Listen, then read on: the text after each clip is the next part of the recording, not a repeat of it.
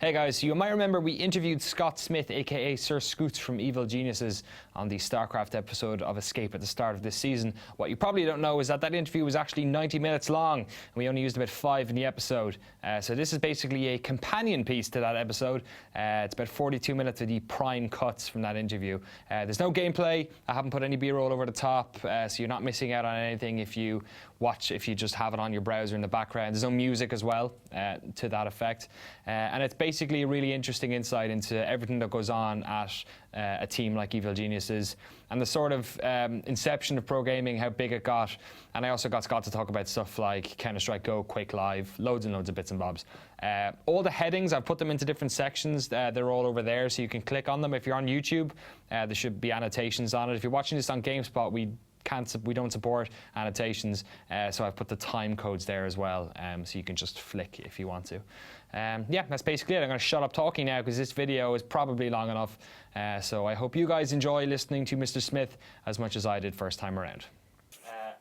Really boring bit at the start. Could you introduce yourself? Yeah, my name is Scott Smith. I go by the handle SirScoots. Live in Phoenix, Arizona. Chief Operating Officer of Evil Geniuses and One More Game TV. I definitely, I think the biggest change is, as we say in the industry, kind of the fans have shown up. Like we've been building it and they're now coming, to use the movie phrase. For a lot of years, people watching or reading about the pro gaming scene were pretty hardcore themselves. Like they played Counter-Strike or they played Quake, and so it was very near and dear to their own hearts.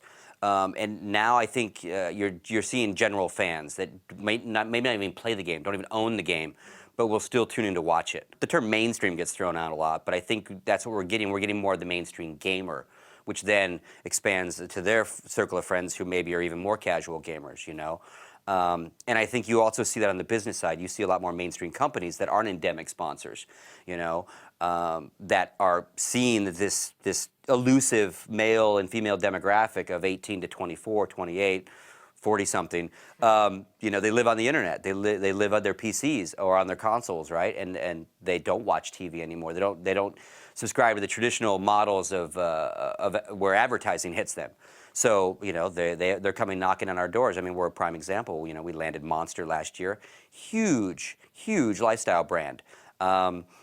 Big into that demographic because they sponsor a lot of action sports and all the that's the kids they want to target. And so we're just another perfect outlet for that.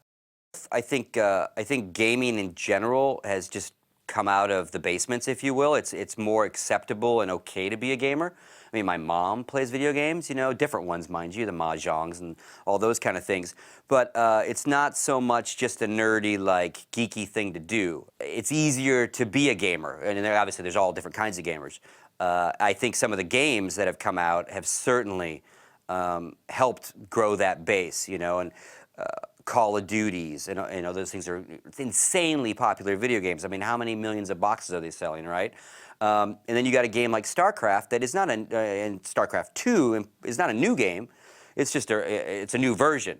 The original version, very hardcore fan base, very quiet, very underground, and obviously huge in Korea. But the Western world cared about Korea.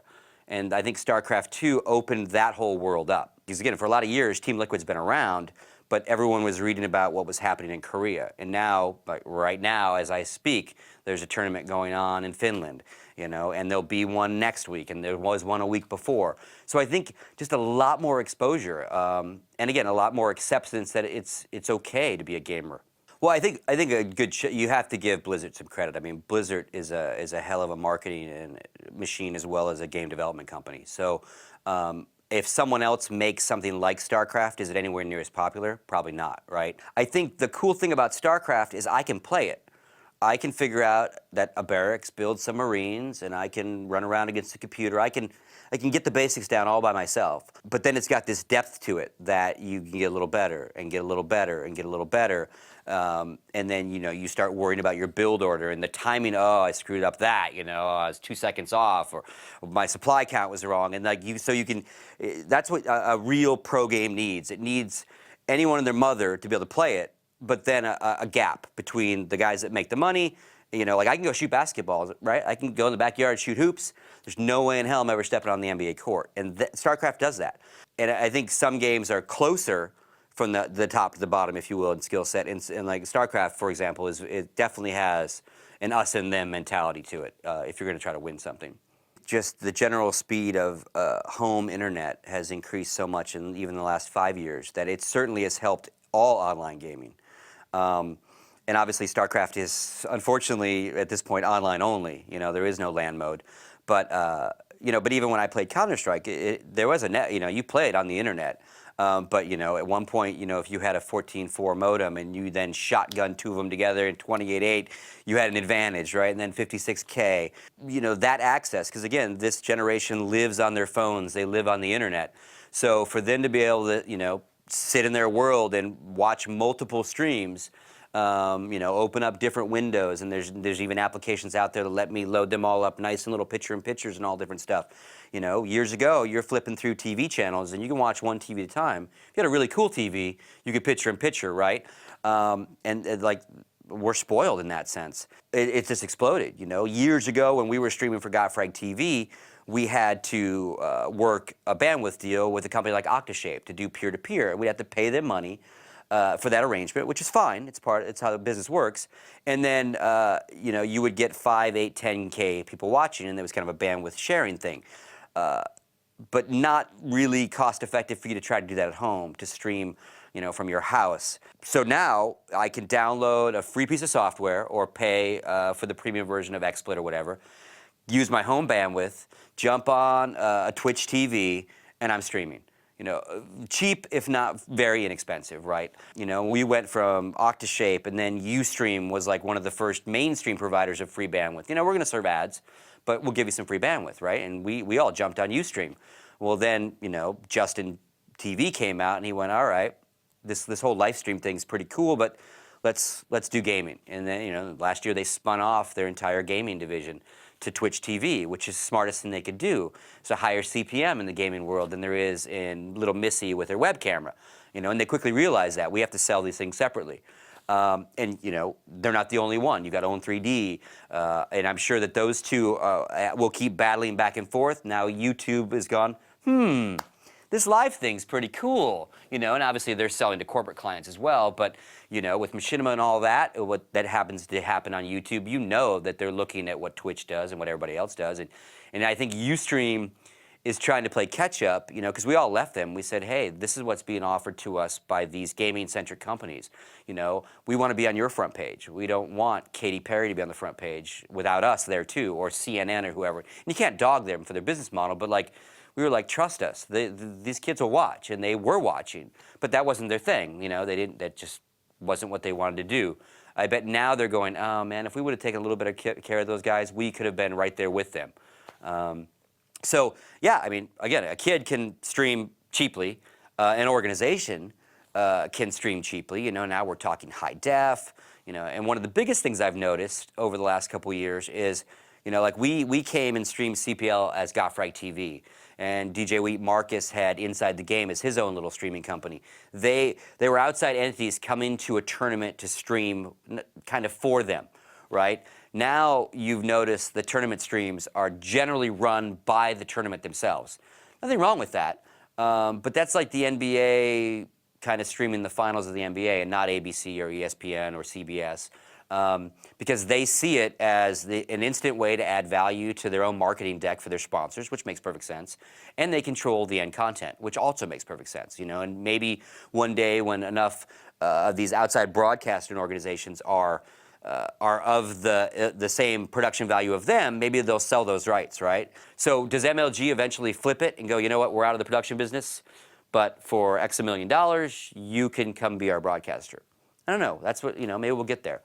I think you do see some interest with big media, if you will, you know, and they've been here before, like CGS, you know, dipped their toe in pretty hard financially a couple years ago, but again, I think they made some critical flaws that had nothing to do with any of us, you know, as gamers, you know, buried on Channel 101. You know, they picked their game choices were kind of off. The way they then showed the games was kind of off. So the people that they wanted to impress the most, they pissed off the most, you know. So if you piss off your hardcore, how do you ever think you're going to get past them to that mainstream big number, right? because we weren't going to evangelize it. We all tried. We all really wanted it to succeed, you know. You can go read all our content of season 1 like on GotFrag. We were all over it, and we knew it wasn't what we wanted it to be. We're not Source fans. It wasn't the competitive title. You don't show a first-person game in third person. You know, how do you see how good that off shot was when you can't see how good that off shot was, right? But, you know, that was the way they were going to produce it. It looked great, you know, graphically, you know, Super Bowl, Emmy Award-winning directors and stuff, and big TV trucks. Like, we were losing our minds at the start of it. Like, this is it. This is it. This is it. And then we're like, oh, no, this is not it. You know, you know that they all pay attention to that space. So even years later, I'm sure in corporate media's minds, like, oh, well, you know, DirecTV tried it once and it didn't work, and maybe not delving into why it didn't work. You know, MLG had several seasons years ago of their Halo content on different networks, on USA, and Spike, I think, for a little while, but it's a sport. And, you know, you don't want to watch what happened at MLG Raleigh a month later. And if you do, not enough people are going to want to watch it, you know, in the sense that it gives them the numbers they wanted. And they finally realized that, hey, why don't we just make it look like it looked on USA Today and do it live, or USA Network? And they did. You know, if you could go look back at what they post-produced and put all their graphics, they now do that live. And they didn't used to do it live. So it was a better product than what they were streaming. But now what they stream is far better than what they ever put on TV years ago. But I think if executives tuned into some of this stuff now, like, it's really well produced, and it looks very much like network sports production. You know, so as these numbers keep growing, you know, like MLG came out with a press release about a month ago saying that their numbers for the weekend were bigger than the Rose Bowl numbers. That's what will make executives in that world go, let's investigate this little thing. What does he mean by, you know? And again, 3-day weekend versus, you know, a 5-hour block of time too. So different numbers, you know, adding up. But like we're hitting, you know, real numbers. You know, we start laughing like we don't need to be on TV. TV just needs to come to the internet. You know, how cool would it be if we were streaming on ESPN? You know, we don't need to be in the living room because the kids are in the living room with their computers, right? So you can watch it anywhere you want. And the big debate in the StarCraft community, you know, because when all this talk about TV is like, okay, well, look at traditional sports. They change the rules. They adapt rules for TV timeouts, and there's half times, and there's breaks at quarters, and when they do a timeout, they go to a commercial, and so they can get their commercial loving, because it doesn't happen without any of that, right? You have to take care of your advertisers, or there is no sport. So what is all of a sudden like a League of Legends game 30 minutes only is a StarCraft thing done in 10, you know? So how do you properly do it so you don't bastardize the sport, because that's the last thing any of us want, but be able to get enough plugs in to pay the bills, you know? And like the MOBA games are a prime example of that. I mean, these games can go for 45 minutes, for an hour, or they can be over in 15 minutes, you know? So like how do you do enough production, like how do you properly produce on that timeline? You kind of can't. So let it live on the internet. Let it live a little looser and wilder. You know, part of us is like, no, you know, you come to us, you know, because we're fine. These businesses are now finally businesses that we're all in. For a lot of years, we were hobbyists, hoping, like I said, if you build it, they will come, you know, and they're here. You know, these stream numbers are insane. Like, again, like 30,000, 40,000, 80,000. You know, our players stream and they get 5,000, 8,000 just watching them practice, you know, with or without commentary, you know. So, you know, we're kind of in a privileged position. Of course, we want their money, we want their advertisers, but at the same time, it's like, you know what, we're kind of growing pretty good without it being on Channel 12. So if I'm talking to someone from New York or whatever, I'll say, okay, imagine if the Yankees had a football team, a basketball team, and a baseball team, right? And had some tennis players and maybe some golfers. But they all played as Yankees, and they were the Yankees basketball division, or, you know, and then they kind of get it. They go, okay, you know, because you have to very quickly explain that the same kids don't play more than one game. You know, the guys that are playing Street Fighter for you are certainly not the same guys playing StarCraft for you. And then we're also a full-fledged media organization in the sense of people wanting to get into this space. You know, we do a lot of consulting, we do a lot of media work outside of our own sponsors, just to help, you know, more people understand what we do. So in that sense, we're also kind of a talent agency, because when we sign our players, we also kind of help them establish their own brands. You know, the Yankees aren't so much working with Jeter to help his personal brand, or Buick isn't helping Tiger, you know, outside of that relationship. And our job, we feel, is very much to make these guys superstars, because at the end of the day, like, there is nothing without a pro player. You know, there's nothing to write about. There's nothing to talk about. There's no one for us to manage or fly around the world. There's no need for an event. So, like, they are the core of our mission statement, and I think that's the same for most teams. You know, so yeah, that's kind of how I explain it. And then they go, "Wait, you mean these kids like make money playing video games?" And I go, "Yeah, you know, some of them make, depending on who I'm talking to, some of them might make more money than you do. You know." And then they go, "Well, you know, I make 65 grand a year, you know." And I go, "Yeah, well, I'm going to stick with my first statement then," you know. And they're like, "No way, no way." And I'm like, "Yeah, you know, not enough of them yet are making that kind of money, but as this grows, you know, it is a career for many, and I think it'll just continue to be that way. Grow, grow, grow." Wake up, eat some food, go sit in front of the computer or in front of the console if you're, you know, a Street Fighter. Grab your stick and you play all day. You know, you take some breaks. Most of our players tend to have a little bit of athleticism to them. So, like, the StarCraft guys will all go work out for a little while. They'll come back and they'll play more. You know, there's always cups and ladders and different things to play online when you're practicing, or they're preparing to go to a tournament. You know, like, literally right now we've got players playing StarCraft in Finland. We've got Street Fighter and Marvel guys in Japan for SBO. And we've got Quake guys at QuakeCon. So 3 of our divisions are active, like, as I'm giving this interview, basically. So it's a lot of travel. It's not anywhere near as glamorous as anyone thinks. You know, it's like anything else that you might love doing. Eventually, when you start getting paid to do it, and the hours get longer and it's no longer a hobby, it is a job. Now, it might be a job that you love and you never want to lose, but the mentality shifts. It's not like, oh, I'm going to go ladder for a little while and have some fun and see if I can win. I mean, it can be very grinding, and you can get burned out very, very quickly. And this thing that you love so much, I'm sure these guys will have days where, like, oh, I should have just stayed in college. I could be a veterinarian. I could be I could be so many other things. Because, you know, we put a lot of pressure on our players, and I'm sure other teams do. You know, they're competing, and any athlete has that same thing. I'm sure you could ask these guys at the Olympics. It'd be like, I love this. I don't want to do anything else but this. But man, sometimes I wish I was doing something. I wish I could sleep in till 10 o'clock. But no, I got to get up and hit my road work at 5 in the morning. But I really want to win that gold medal, right? So our guys have this inner debate, and they're all young. You know, so they always have this, am I missing something else in my life? My other friends are doing different stuff. You know, maybe I've put off college to do this. You know, I'm not getting that college experience. So again, it's cool as shit, don't get me wrong, but it's just, as it turns into a business and a job for a lot of us, you know, it's that. It's a business and a job. So day to day, that's what they do, you know. When we were, you know, we just, last year we got a training facility in Phoenix. And when I was talking to the owners of the house, you know, because you know, you can't lie to them and go, oh, yeah, we're a family of 4 moving in. You have to explain to them what you're going to do in their house. So I was having a really nice conversation with the people that own the house at Phoenix. And I was like, then what was moving out of the house was like a family of 6. And the place was pretty trashed, you know, 2 teenage kids, an older daughter, mom and dad, dogs everywhere, cats everywhere. And the house was very much in, like, move-out phase. Half their stuff was gone and everything.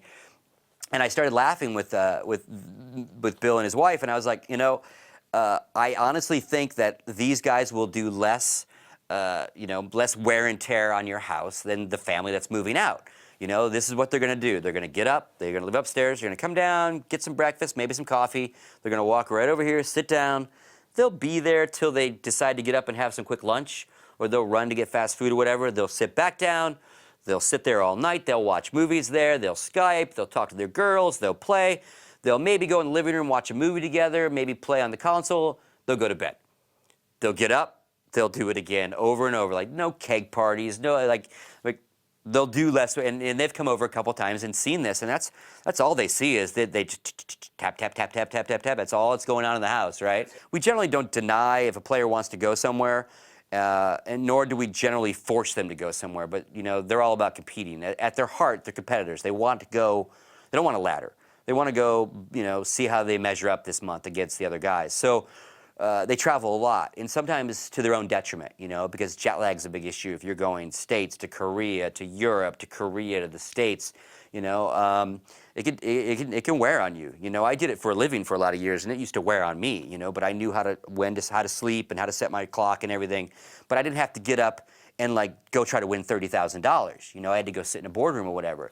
And so, a lot of the fans don't seem to you'll see a player or someone say, oh, jet lag, and come on, you just flew. What do you mean jet lag? I went on vacation with my parents. I didn't get jet lagged. Yeah, but you didn't have to get up at 8 in the morning and sit down and have pressure on you. At IPL in Atlantic City, Greg had come from Korea and he was literally falling asleep in the booth. Legitimately for him, it was 4 in the morning. He hadn't slept in 18 hours to him. Takes your body a couple days. So, we're getting better at our players that have a bigger issue with it, trying to get them there even earlier if their schedule permits. So they just get one more night under their belt in the new time zone. But it's tough, it's not as glamorous as it sounds, and a lot of pressure on really young individuals that some take it in stride and some definitely affects them, I live in Phoenix, so a lot of the team lives right down the street from me. So what I always tell them, because I am the old guy, is look, if you ever need to talk to someone about whatever, girlfriend situation, family situation, I'm here for you. I guess it's a decent amount of it, but there's definitely staff, Cody is our general manager, who's a great guy. Also a fairly competitive player in his own right.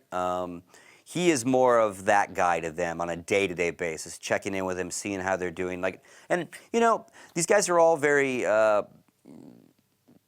not egotistical, they all have healthy egos. So they don't hit me up for that kind of advice very often. And when they do, it's something usually pretty serious, not Bryce took my Cheerios, how do I deal with that?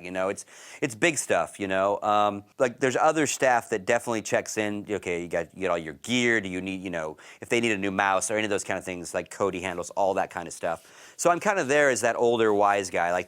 If we do any video production, they come to my house, that's where our studio is. If you've seen any of the EG Masters Cup videos, all that streaming stuff is usually done out of our studio that happens to be at my house. Pro tips, all that kind of stuff. So I interact with them actually on more of a hangout basis than a crack the whip basis, because it's not my role at EG. That's definitely other people, and we like to keep that's if we have an issue with a player, it's Cody's job to address that issue. If I start addressing it and Cody doesn't, then do they not listen to Cody then? Because Scott's yelling at them. So we all have different roles and we all wear many hats, but we try to keep it pretty well defined, And then when we go to events, my main job is to kind of interface with the public, as well as kind of be backup to Cody. Because we'll go to an MLG and we'll have players that will be in the pit playing and maybe a guy setting up in the stage.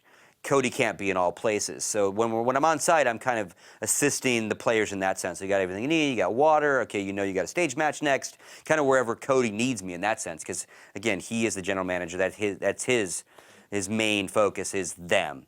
I'm absolutely blessed to be surrounded by guys that in a lot of ways are smarter than me and are sharper than me and more in tune to the scene than me, because I am a little older. Colin, who runs most of our business dev, and Brandon. I often tear up when I talk about Alex, because again, my history in esports is a huge fan, a player of Counter-Strike myself. We ran what I would call a Tuesday softball league, this team called UGP, and we were kind of for a while there the team to beat in North America when it didn't matter. We were at the top of OGL ladder for 40 weeks. That didn't mean shit. If we landed a Roger Wilco sponsor or whatever, a server sponsor, you were the cat's meow. You're like, what? Oh my God, you got servers? Woo! But we would always go to these CPLs just to see how we would do. We'd all save our vacation time and go spend our own money, and we'd get our ass kicked. But we wanted to play against the bigs, so I've known Alex forever, and when I was at Goffrag, he would always be like, hey, you want to come help me? You want to come help me with EG? And again, he was third tier at that point behind the bigs. And I'm like, Alex, let's just put this in perspective. I work for ESPN. I'm one of the owners of ESPN in this sense. And you're not even the Cowboys. You're not, you're down here. We'd giggle about it and be like, yeah, okay, I get it. Shut up about it, Why would you? I want to cover it all. I don't want to, but MLG bought us, and that was great. We had a nice run with MLG. A lot of the stream and stuff you see now is out of the days of GotFrag TV and my crew. And Lee Chen is still with them. He was one of the owners of GotFrag. And Alex, when I quit, because they wanted me to move to New York, and I was just not going to move to New York. Great opportunity if I would have been like 20, 25, but not at my age. So I said, thank you, but no thank you. And then, news came out, and I end up on Live on 3, this podcast that I do with Marcus and Rod. And, Alex hits me up. He's like, okay, now what are you going to do, And he has since added more divisions. He's a much bigger team. He's definitely transcended from just being a little Canadian Counter-Strike team. And so we had this great Skype conversation. He's like, oh, all right, now fucker, now do you want to come help me with EG? I'm like, yeah, you've built it up, being sarcastic. I'm like, yeah, you've got enough sponsors, you got enough cred now. Yeah, what do and we worked out a deal. I'm obviously his business partner, and again, in that sense, he kind of saved me from having to go back to my real job. We had an incident, one of the first MLGs, when they had a big stage that they had no fences around it, they had no stanchions, and Greg had just got thumped pretty good on the main stage. And there was no exits for him to go straight backstage. All fixed now. It only took one time. And so he's got his backpack, and he comes straight off the main stage, and all he sees is lights and cameras in his face, right? And hey, how'd you feel about that game? Hey, what'd you do? And he just lost. How do you think he felt about the game? He was pissed. And unfortunately, he couldn't see who was asking the questions, right? And all he hears is, hey, what'd you think about that game? And I think he said, fuck you, what do you think I thought about that? And he flipped the camera off. It happened to be one of the MLG guys. That should be taken into a press area, let him compose himself, sit down, now ask Greg some questions. It's your event. You should ask him some questions. But he couldn't tell who, lights, it's like this light in my face, right? If someone was sitting right there, and there's a bunch of them, I can't tell who's talking to me, right? So, and they got in my face about it right away, and I'm like, whoa. Let's just calm down here. He just got his butt kicked on a very big stream and in front of this huge crowd. You gave him nowhere to go but right off the stage, and he can't tell that it was your camera guy, because anyone and their mother could run up with their cameras, and they were, and a lot of them, especially Greg, they want that reaction. They want to incite him to flip them off, because that's what he's known for, right? So I'm like, hey, you can't give him because they're like, well, we're gonna have to give him a technical. I'm like, give him a technical, but you're full of shit if you do that. And here's why. Now there's a backstage area. Now they take him for an interview. Now that if the player doesn't even want to go off the front of the stage, he can go off the backstage. The whole front of the stage has cattle guards in front of it, so you can only get so close. Again, I think as we get more and more professional, we get there. But back to the beginning part of it, does that mean eventually we roll under the Staples Center or into Olympic Stadium in a team bus, and we go into a locker room, and then you only see our players when we come out to play, then we go back, and because I think that is one of the coolest things that is growing the scene, is these fans can go to an MLG or an IPL or a DreamHack, and they can talk to In Control or an IdrA or whoever, right, and get that autograph, or at least just have a chat. And I think if that never happened, we're not growing like we are now, And MLG doesn't have all the spectators showing up, because again, if the fans automatically knew that, okay, I'm only going to see the player when he's on stage, and I'm only going to be able to get 200 feet from him, do less people show up? There are definitely people that don't own StarCraft that watch StarCraft. It's entertaining, and once you don't have to play it to understand how they're playing it, I guess. And it's just like sports, And I think where you get a little different with that is games like the MOBA games. Toby Wan, who does Dota, is a fantastic MOBA caster, does fantastic at Dota too, but he ain't dumbing it down for me, right? He's calling spells, and he's using all the lingo that's very endemic to that game. So if you don't play that game, all you see is lots of fuzzy, crazy lights going on and guys dying, and then they're buying back in, but you don't understand. And Artosis and Tasteless, none of those guys dumb it down either. But to me, it's easier to understand because it's these engagements, right? Building an army, building an army, building an army, building an army, fight, build, fight. And the MOBA games are all over all the time, and it's 5 different guys to watch. Same issue we had with Counter-Strike. 10 guys in the server all shooting each other. How do you not miss that action, right? StarCraft, the field kind of moves where the battles are, you know, and when it's a dead time, it's a perfect opportunity to jump over and, okay, this is what this guy's doing. Jump over, this is what this guy's doing. Traditional sports, you always see like basketball, you're following the ball up and down. You never see the whole court in that shot, but you always are half court or wherever. Same thing with football or soccer, right? You see where you need to see. So that's another challenge to some of the games. You know, I think FPSs are really hard to show properly, and I think MOBA has insane numbers, but I think most of those guys play the game. You know, League of Legends has how many? 15, 25 million accounts now active. And so their numbers are so big because their player base is so big. And they embed that stream right in their core player and all that. And that's why Toby doesn't have to dumb down Dota 2, because he knows that these numbers are great and it's people that understand what he's saying. Well, I know a lot of us are hoping. It's got an uphill battle with the hardcore Counter-Strike fan for sure. Probably Source or 1.6. You know, I'm not a Source player.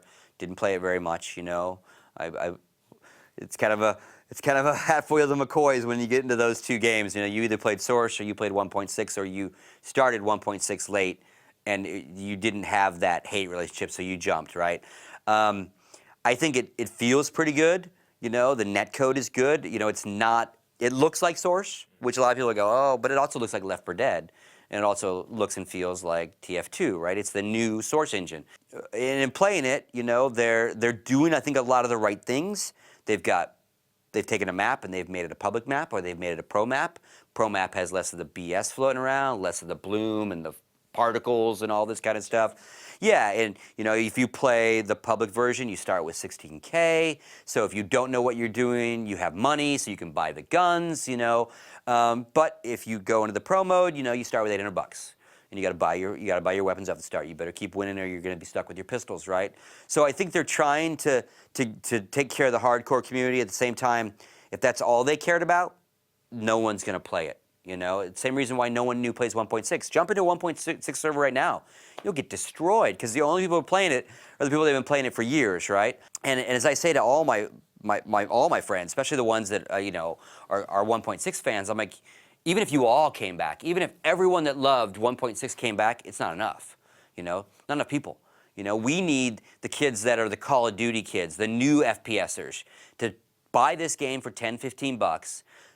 Go, oh shit, this is what everyone's been talking about. I get it, I like it, I understand. It's got an economy to it. It's an FPS. It's got strategy way beyond just aiming that gun, right? And that's what made it such a cool game in the first place. The economy of it, you know, money rounds and save rounds and the clutch of winning on a save round, and like that is not like Call of Duty. That is not like, you know, Battlefields or any of those things. That like StarCraft. It is. It is. You have an economy to manage, and if you as a team don't properly buy, you are not going to win. 1999, we started playing this game. It's a very old game, so we need this whole new, you know, as you know, a lot more people playing video games, period, right?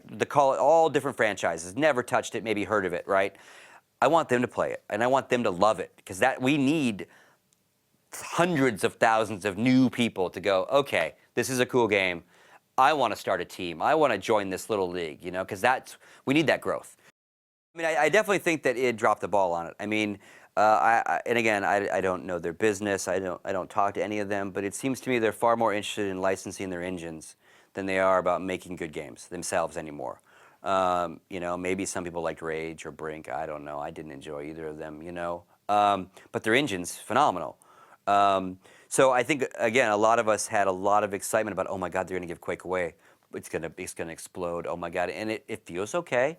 You know, I'm not a pro at that either. But you talk to some of the guys that play it now. You know, they don't hate it. They're not begrudgingly playing it, because there's not a whole lot of tournaments for them to begrudgingly care about, right? But it's not a bad version of Quake. It's just under promoted.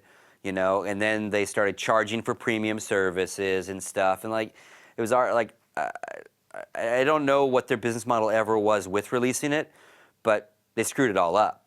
Counter-Strike is hard to follow. Like I said before, 10 guys in a server. How do you properly show that? Hard to produce. Quake is so pure.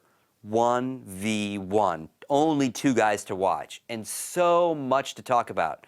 not only their skill level and like their aiming ability and their movement ability, but like the timing of items. And like these guys are gods at that, you know, like CZM and Dahang and Rafik can time 6 different things in their head, you know. We see the GUI that shows you the countdowns of red armor is coming back up in 20 seconds. They don't see that shit. It's all up here, right? And Dahang knows, okay, I got 10 seconds and I got to get near the red or Rafa's going to take it from me, right? And so cool.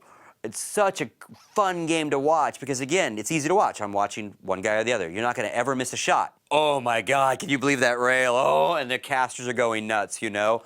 And, you know, you just talk to DJ Weed or Slasher, and it is their favorite game. Like, I am to Counter-Strike as they are to Quake. You know, that's what got us in. That's what hooked us. And we, you know, they were getting their Counter-Strike Go. They were getting their Counter-Strike 2. And, like, now it's like, we just talked about it on Live on 3 the other night. It's like, QuakeCon could very literally be the last Quake event ever, you know. They're also owned by a bigger company now, so maybe some of their vision had to be, you know, corporately tempered, you know, by Bethesda, right? You know, if you're going to give it away, like, why don't you market it? Why don't you throw money at tournaments that aren't QuakeCon? I remember years ago, she came and watched, and I was playing Match on Assault. You don't play that anymore, right? It had hostages on it, so you don't play hostage maps anymore. And I very quickly was able to explain to her what my job was. Assault has on the terrorist side, that's got cameras. That right outside the terrorist where the hostages are stored, there's a camera area, and you can hit these different areas, and you can see these. You can see what we called green door, or you could see big door, right? Or you could see up in the vent on the roof. And one of my jobs was to call that. Because someone's watching vents, someone's over there waiting for green door to open or someone to come through, and someone's watching for them to come around by the big door. And so, like, I would be like, green door, green door, green door, you know, or vent, vent, vent, just screaming this shit. And to this day, my mom would be like I'm playing Go, right? And she walks over it because my mom lives with me. It's kind of like full circle in my life, you know. Your parents raise you, and now she's moved in me, which is really, really cool. No, I don't live in my mom's basement. You know, she lives in mine. And I'm playing Go, right? And I'm streaming it, you know, and stuff. And she walks by one night, and she's like, wait a minute. Is that the same game? And I go, well, yeah, different version, but the same game, you know? And she's like, oh, yeah, green door. And I just started laughing. I'm like, wow, she remembers green door. Like one of my most favorite stories I tell was I had a TRS-80. And I got, I don't know, Haunted Castle, or it was total text-based. You're in a forest. You can go N, S, or W. And she comes in. She goes, what are you doing? I'm like, oh, I'm playing this video game, you know? And she sits down, and like 20 minutes later, like we're making decisions together, you know? And then my dad comes in. And he's like, what are you two doing? It's 11 o'clock, Scott. It's a school night. You should be in bed. Mom's like, shh. You know, there's no audio coming from the computer, but it's like, hey, we're concentrating here, you know? Go south, Scott. Go, Mama, we just went south. Go north then. And then my dad sits down, and like first he's giggling, like he's laughing, and we're not mapping anything. This is before you had a mini map or anything, right? And like literally, he's like, all right, this is just stupid at this point. He leaves, and I'm like, well, I guess he's not interested in what we're doing. So we keep messing through the haunted castle or whatever. And he comes back, and he's got a pad of graph paper. And next thing you know, like he's like, wait, all right. Okay, what are your options? I'm like, well, we can go north or east. And like my dad is literally drawing the map, right? And that was his job. 5 in the morning, we play till, right? I got to go to school. My parents have to go to work. All right, everyone go to bed. After you get home, we're doing this again, right? And like my parents were hooked, you know? And they never, ever gave me shit for being a video game player. You know, my mom would have these jokes like, you know, do your homework, all those kind of things. So you're never going to make any money playing video games or anything. And now it's funny as shit. Like she lives in a house that has a full production studio that has gamers, pro gamers that get paid to do this, come over all the time to film stuff. And we giggle about it all the time. Like, remember all those years ago? It's really, really difficult. And again, each game is different. But at the top level of all of these games, whether you're talking about the fighting games or the MOBA games or StarCraft or Counter-Strike, like it is hard. You will sacrifice a lot. You will probably lose a lot of your real-life friends that aren't gamers, that don't get it, that go, okay, well, we've lost Johnny. He's a nerd now. He's a geek, you know. If you want to get in it to get famous and, you know, get laid and travel the world and have this glamorous lifestyle, it's the wrong reasons. If you're a fierce competitor and you thrive on that, like testing your mettle, that's the drive you need. The best thing you can do once you're on that road to wanting to be a pro is watch when you lose. Analyze when you lose, not when you win. Winning doesn't tell you anything. Losing does, you know, and not enough even current pros look at why they lost and try to fix that. Try to stay in school, try to have a backup plan, because none of us know how long this will last. I don't think we're in a bubble, but it is a hard road, and you might get halfway through it and go, oh shit, these 12-hour days aren't for me. And if you've given up a college education or given up something else in pursuit of this, be willing to go back to it. Because you want that fallback, or you're going all in, and it's a scary proposition. Cool. Thank you very much. My pleasure, man.